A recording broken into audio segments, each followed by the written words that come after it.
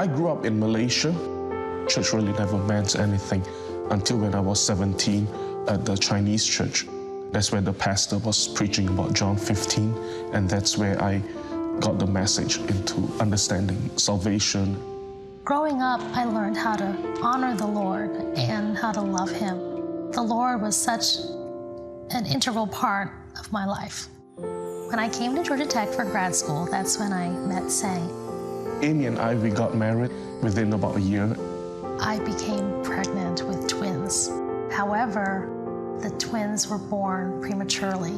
And I remember holding them in my arms and just crying out to the Lord and just asking why. Seeing the process of the babies being born and then just a few seconds later die was difficult. The way that we coped with that was we just had to delve into work. We had a furniture import and export company. I was going into China looking for factories and developing products. So I was so focused into growing the business, not knowing that I was falling into the sin of idolatry, whereby I was putting this whole business and as the pedestal of my life instead of Christ. One night, Sang came back from a trip, and he said to me, I really need some help. I really need your help. Can you help me? And I said, yes, I can help you. What is it? And he told me about an affair he had. And that just shattered my world.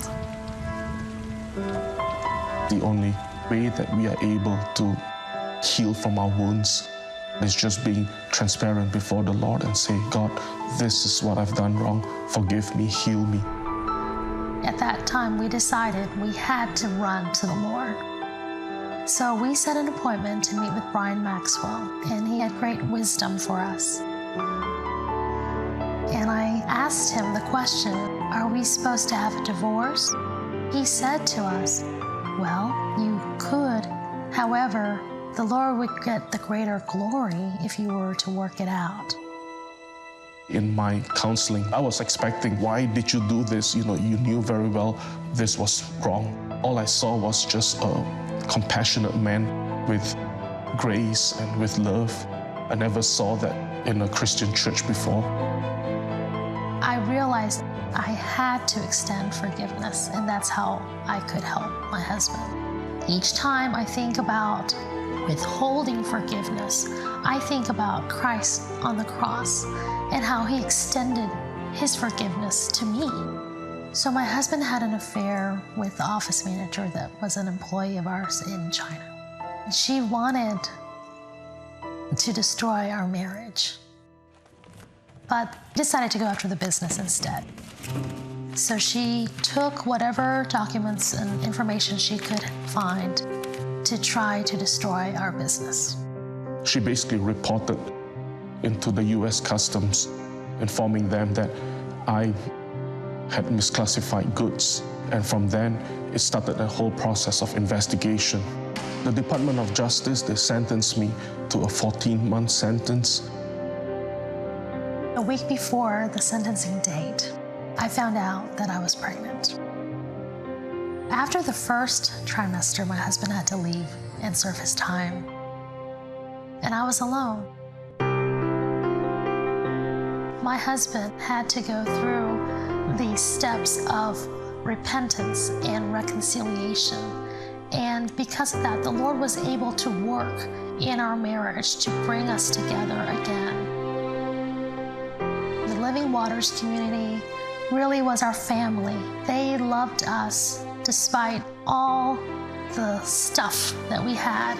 We knew that we were not shunned or despised, but God loved us and he had a family to love on us. Zane came back to Atlanta in September, and at that time our son was 6 months old.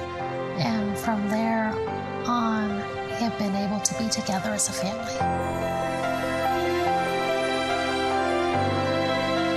In my mind going through as to why the Lord wanted to bless us with this in the midst of the most difficult moment. I felt like the only answer I could give is God is gracious, and it's just out of His goodness that He wants to bless us.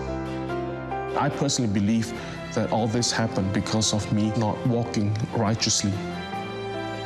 It's only with the power of the blood of Christ that can heal from a path of destruction to a path of life and fullness and wholeness.